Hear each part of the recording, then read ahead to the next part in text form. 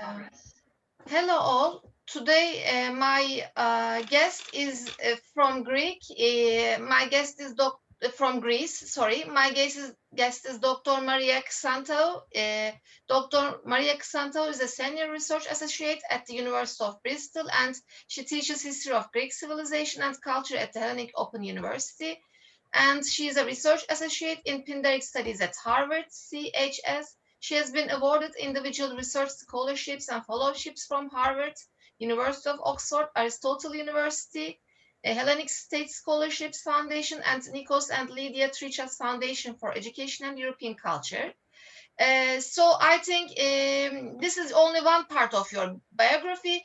Thank you very much, Dr. Maria, for accepting my invitation. Before moving to your research project, could you please briefly tell me about your expertise? What kind of research are you doing? Thank you again. Thank you very much, Begum, for this kind-hearted and welcoming invitation. I'm really honored, and especially when I'm talking to people from Turkey, because it's a country which with an ancient culture, an ancient civilization, and I must say that I'm truly honored to be with you. Thank you. So I started my academic life by studying classical philology, which means I studied ancient Greek and Latin literature. But I also, during my university years, I also did, Byzantine history, Byzantine literature. So it was quite a very rigid curriculum. Mhm. And then I moved on by completing my master's degree at King's College London, and went back to Greece to complete my PhD thesis on the use of asyndeton on two archaic lyric poets, Pindar and Bacchylides. Mhm. I also did a second master's degree, an MSc, on teaching ancient Greek via digital technologies, and how we can study on or how we can teach Greek to students via e-learning platforms like Moodle and learning management systems. Mhm. I taught at the university, at the History of Department and Archaeology at Aristotle University of Thessaloniki since 2007. And then I moved to Harvard, to the Harvard Center for Hellenic Studies in 2015. I went there on a research fellowship. And then my family moved to the United Kingdom, and I taught at the University of Bristol, ancient history, Mhm. and also at the University of Leeds. I taught all kinds of topics like ancient history, ancient Greek literature, and now and my next, let's say, stop was at Princeton Center for Hellenic Studies, at Seeger Center for Hellenic Studies, Mhm. where I did research on this current topic Mhm. that I'm about to present you. Yes, this research project. Yes, today we are going to talk about it. So, your research project's title is The Cultural Construction and Social Use of Ionia in 14th Century BCE Degrees. So, you're going to present this. Again, thank you. I'm also very excited about this presentation. Yes.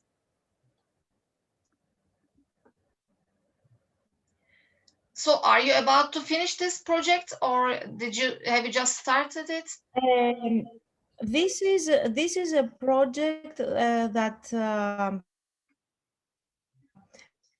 well, we will say that one chapter is finished because I published a paper, an article in a research in a collective volume edited by Professor Angelos Chaniotis. He is Mhm. professor at the Institute for Advanced Study at Princeton University. about to talk to you about at a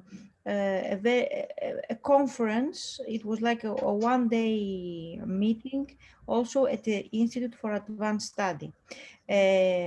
Just to give you just a very brief outline what it is about.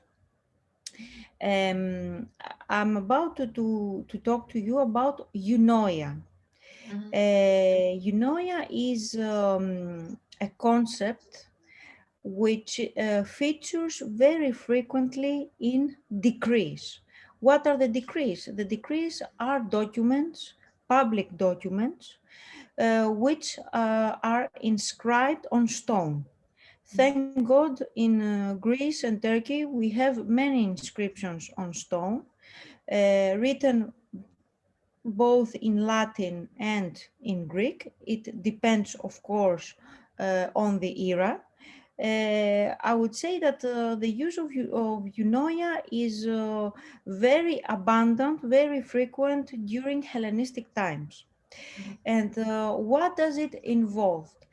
Some people translate eunoia as goodwill. Yeah. But I try to show that this concept is not only it involves an interaction between the monarch, so the person who is above Mhm. Yes. the people, the main administrator, and also on the other hand, it is the people that reflect the administration and the people have with one another.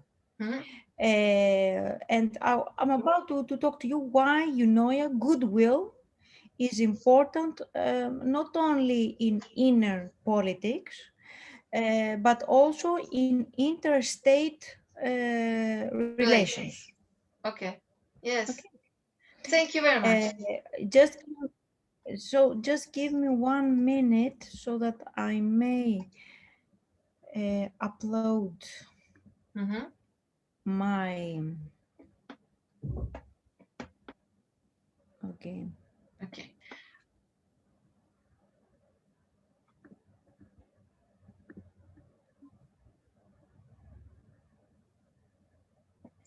Okay,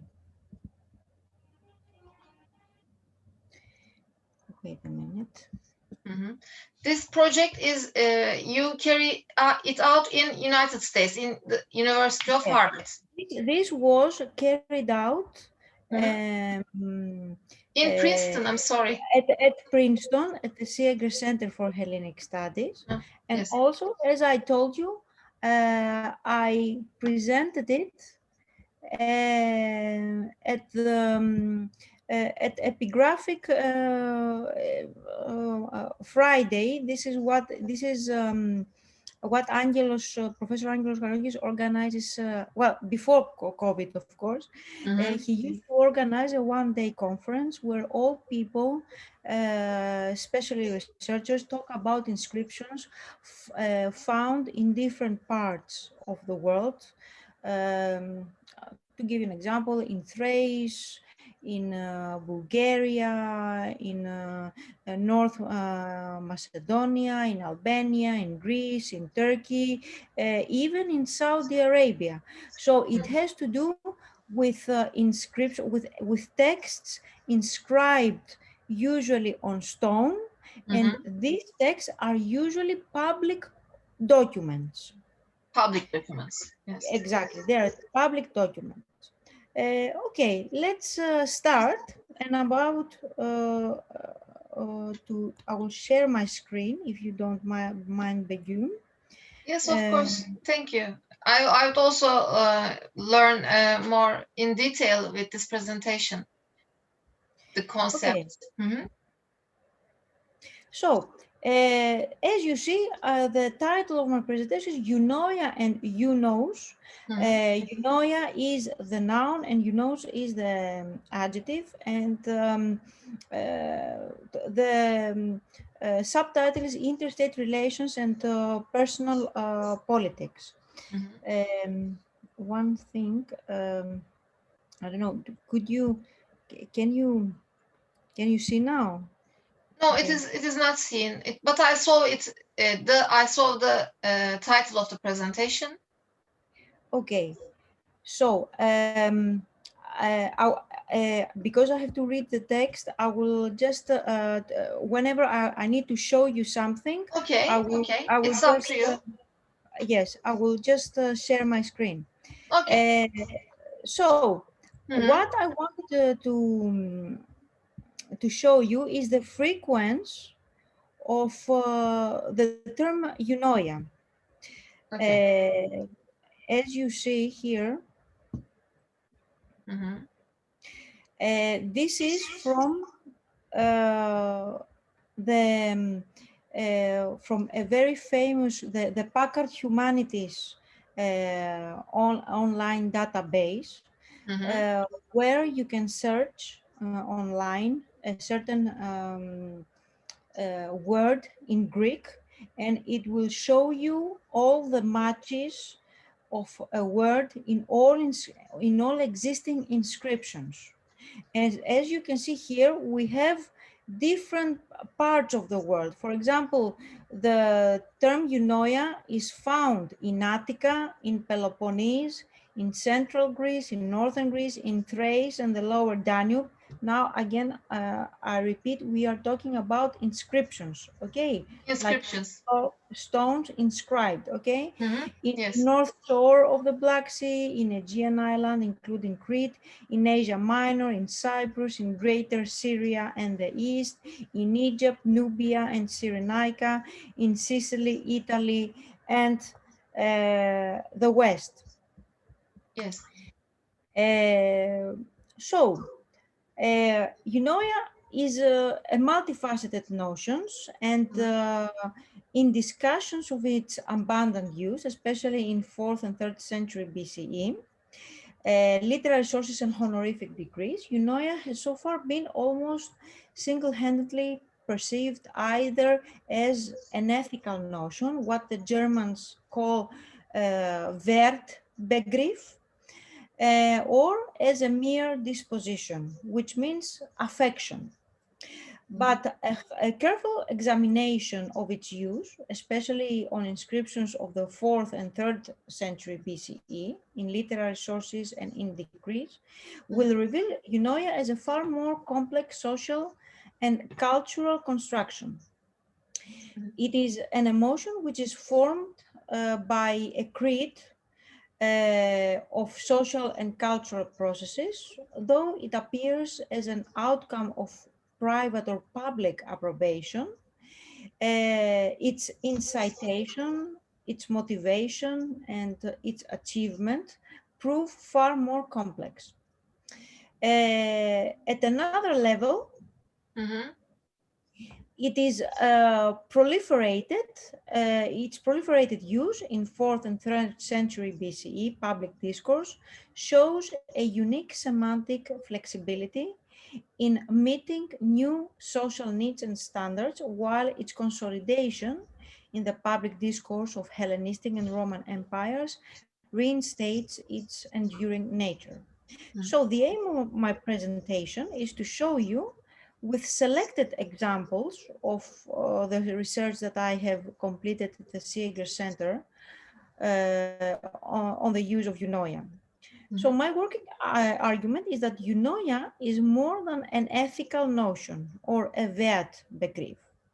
It is the result of a deeper emotional appreciation, and its motivation requires a conglomeration of what we call emotional intelligence or emotional fulfillments, and also up to a point social manipulation, but social manipulation with a positive impact. Okay. So thus my research involves an in-depth survey of eunoia as an ethical notion and of the emotions related to its public display, with attention to its manipulation in the civic sphere and to the public conduct of those who use the term. Mm-hmm. So the explicit goals of my presentation that I aim to explore are the public display of eunoia, as an emotion resulting from social and cultural processes. And this display is usually exemplified, as I mentioned above, by literary text and especially by decrees. Okay, which I explained, decrees are public documents inscribed on stones. Okay. Mm-hmm. Yes. And the second goal is the social and cultural construction of Eunoia as presented in 4th and 3rd century BCE literary texts and decrees. Also, the interaction in the sense of similarities or antithesis between other primary sources, such as inscriptions and literary texts, regarding the representation of Eunoia, the causes and the motives of its public display, and those circumstances which generate the public display of Eunoia, being either in the form of a rhetorical speech or in the form of an official statement inscribed in stone. Mm-hmm. The survey will also accounted, because it is completed, for the proliferation and popularization of its use, especially in the 4th and 3rd century BCE. I chose to present you with two samples of honorific decrees due to time restrictions, since the language of approbation as a form of public discourse is revealing regarding the articulation not only of the notion of evergetism. Mm-hmm. I'm particularly interested in the nascent evergetism, as it has been repeatedly suggested in many studies, but also of socio-political and cultural contexts that underlie the production of honorific decrees as documents destined to be publicly displayed. For example, the honorants of decrees may include either priests or priestesses and other religious officials, members of cult associations, artists, theoroi, proxenoi, and secular officials. And the key element in these cases is that the honorants were commended for eunoia, among other virtues, towards civic bodies. And by civic bodies, I mean either the boule, the Mm-hmm. parliament in modern terms, or the demos, the civic body, which the body of civilians, the sum of civilians who voted. The people. Now, yes, the people, exactly. So, the abstract noun of eunoia, usually interpreted as goodwill, and its derivative adjective eunos, appears in 16 out of 25 Athenian honorary decrees related to trade services Mm-hmm. in an already extant or restored form.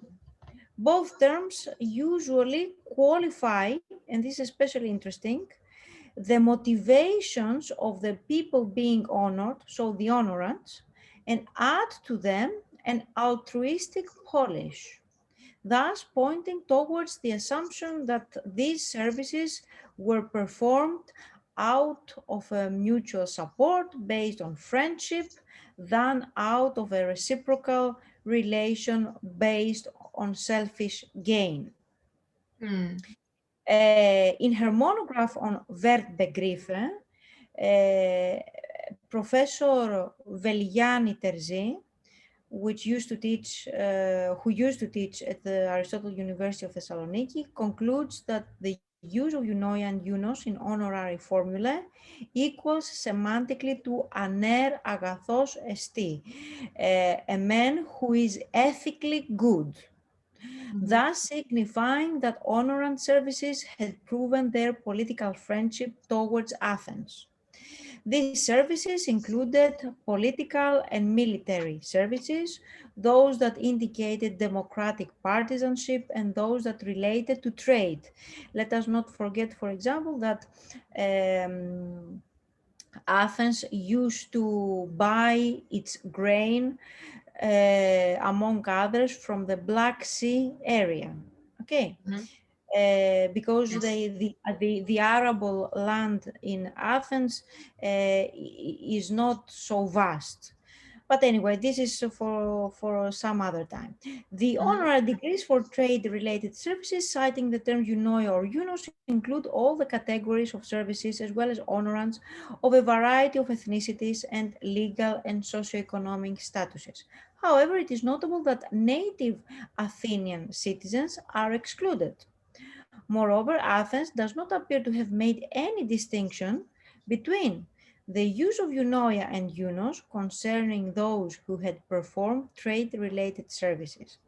The application of both terms to various types of services and honorants show no discernible pattern. The main distinctions of Athenian decrees are between citizens and non-citizens and between political and military services on the one hand and services related to trade on the other. Mhm. Honorary decrees containing the term eunoia or eunos and concerning native Athenian citizens are much rarer, appear much later, and are highly restricted compared to those for foreigners. Athens appeared to have been careful about to whom and for what services it was willing to employ the words eunoia and eunos in its honorary decrees, and it seems to have changed its criteria from doing so over time. That Athens used the words eunoia and eunos in decrees from 410 down to 347 BCE to Mhm. honor foreigners solely for political or military services and did not use them to honor foreigners for trade-related services until after 347 BCE is consistent with traditional Greek social values that disdained trade and other banausic activities. So in other words, let me put it in other words, Greeks usually frowned upon people who were involved in trade. They didn't think that it is appropriate for a noble man to be involved with any kind of activity that gained profit. Mm. Okay, of course, this Yes. has to do with the existence of land-owning families and aristocratic families. But again, this is again a topic for another discussion, which we may do it some other time. Mhm. It is also consistent with the notion that the demos, the people, despite the reality that many of its number had to work in Banausic occupations themselves, accepted these values, which had originated among the elite, the aristocrats, as its own. But the fact that the words eunoia and eunos were eventually used to honor men who performed trade-related services shows that social values were changing during the course of the 4th century. Two likely catalysts for this change were Athens' defeat, as we know, in the social war, which broke out in 355 BCE, and the Battle of Cheronaia in 338 BCE, which compelled the people, the demos, to intensify their efforts to obtain revenue and grain through trade. Mhm. Okay. So far we understand that there is a strict dichotomy in the use of the word euno and eunos in honorary decrees. This dichotomy is regulated by a creed of social values, political concern, such that of the demos and the tension between the masses and the elite in Athens, distinctions between socio-political statuses such as natives versus foreigners. What is interesting is that eunoia's goodwill is not considered a civic virtue per se. To give you an example, one can exhibit or act as having goodwill in private as well as in public life. Yes. In order for goodwill to have a civic connotation, it must be attached to the community. However, it is one thing to have goodwill towards the Athenians, in other words, towards the city, the polis, and another thing to say that one has goodwill towards the demos, the people, since these two phrases do not semantically coincide given the tension between the masses and the elite in Athens, which was most volatile at the end of the 5th century BCE, when there were two oligarchic revolutions, one in 411 and the other in 404 BCE. And let me remind you that the last date I told you, 404 BCE, coincides with the end of the Peloponnesian War. Yes. Now, I will show you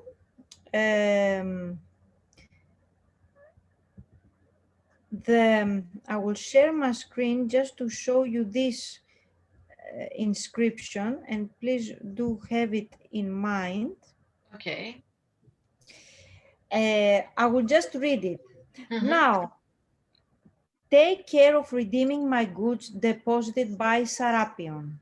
They are pledged for 2 mnas. I have paid the interest up to epiph at the rate of a stater per mna. An incense-colored Dalmatian hooded cloak, an onyx-colored Dalmatian hooded cloak, a tunic and a white hooded cape with true purple border, a stripped face cloth of Laconian type, a garment of purple linen, 2 armlets, a necklace, etc. They are placed for 8 hands since last Tibet rate, etc., etc. And then it closes, if the money is not sufficient because of the carelessness of Our Lady Theagenis, if then the money is not sufficient, sell the armlets to make up the money. Greek Aia and Eutichia warmly, I pray for your health, and Alexandra Xanthila praise Aia and all her people. Mm-hmm. Now, why I mention this?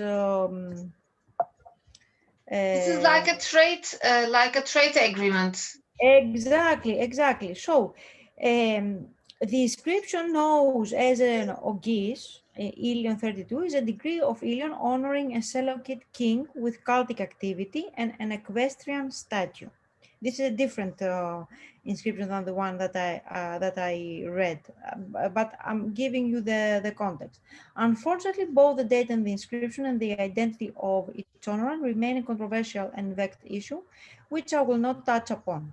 For the sake of accuracy, I will just mention that John Ma, in his 1999 appendix, on the day of this particular inscription, Lin expresses verbiage towards the earliest dating under Antiochus I, based on verbal parallels with Teian decrees for Antiochus III and the similarity to the early years of Antinos III as described in Polybius' histories, and paleography, leaving of course his argument of monology, oscillating between Antiochus I and Antiochus III that I found attractive, and decided to present you with this decree in order to show how imperial power is accentuated through the process of reciprocity, thus establishing an interactive system of government based on evergesia, Mm-hmm. as one out of the king's 2 resources of persuasion, according to Strabo. Yes. Wait a minute, you will allow me. Okay, By the way, this we have is around 5 minutes. I'm what I would sorry. like to show you now. Yes, okay. So I will just read to you this passage. Okay. We should look into the subject in detail. We say that the kings have the greatest power, and on this account we call them potentates. They are potent in leading the multitude whither they wish through persuasion of force. Generally, they persuade through kindness, for persuasion through words is not kingly. Indeed, this belongs to the orator, whereas we call it kingly persuasion, with kings win and attract men whither they wish by kindly deeds. They persuade men, it is true, through kindly deeds, but they force them by means of arms. Both these things may be bought with money, for he has the largest army who is able to support the largest, and he also possesses the most means, is also able to show the most kindness. So, to wrap up, And since we have just a few minutes left, Unfortunately, it's my yes, own yes, shortcoming of my. what I would like to again to reinforce or to conclude is that eunoia is a very flexible concept. In some degrees, it designates the support shown by army and friends to the king. We have such degrees. It was used by the Romans to describe the behavior of cities during, for example, the Roman Seleucid War, like free adhesion to the Roman side and military assistance, according to Polybius. The expression to be well disposed is used as a coded expression for submission or even lack of submission in a report by an official of Seleucus I of Heracleia Pontique. It also describes the behavior of the Xanthian rhetor, honored in the decree that I also analyzed in my research. Now, how should we interpret eunoia when avowed by Antiochus III for a city he controlled or by a subordinate city, whatever its former use for its ruler? Loyalty or faithfulness, this is a translation which was offered by Schubert, do not exhaust the versatility of the word, its primary denotation, as well as its context-specific meanings. So thank you very much for attending, and this is my analysis of the word and I'm happy to begin if you have any questions to answer. Mhm. Thank you very much. It was really an insightful presentation. As my Zoom at the moment has a very limited time. So I have a very I have a question, but just for 2 or 3 minutes maybe. So this term eunoia is just used in the friendly neighbors or between the rulers that have friendly relations with each other. So did you ever see this concept in the enemy countries or enemy uh, people? Well, it depends, as I mentioned before, it has to do when, for example, a ruler is about to conquer a city. Sometimes the people of the city decide to submit themselves and not to be engaged in a war and not to engage in a war. So, in order to do that in a civilized manner, Mhm. the people decides in a decree to let the the person who is about to conquer them that we are willing, okay, to submit ourselves. Now this is a very let's say it has to do with politics, but it has to do also with a political incentive in order for the people who are about to be conquered not to feel offended, Mhm. so the transition may be smoother. I Okay, see. but Okay. also it may be used in order to denote a benefaction, like the benefactor, the ruler who acts as a benefactor does something good for the people and the city. So in order for the people of the city to honor him, and why would they want to honor him? Because probably they want also to ask for his favor for another time or for another difficult situation, like in the case of an earthquake. Yes. Okay, we have such documents, especially from modern Turkey, where people of South, like uh, like in Lycia, in ancient Lycia, okay, or during the Hellenistic times, asked the help of the Emperor Trajan to help them to deal with the dire consequences of an earthquake. What was that? They wanted to pay less taxes. And so they sent an embassy to Rome to ask Trajan to lift the taxes that they had to pay. So Trajan did that. So we have an honorary decree saying that we honor Trajan because he conducted himself with goodwill towards our city. So he helped our city. So we are looking forward for his next benefaction. So it is used as a political incentive, as a kind of social and political means in order for people and the ruler to be on good terms with one another.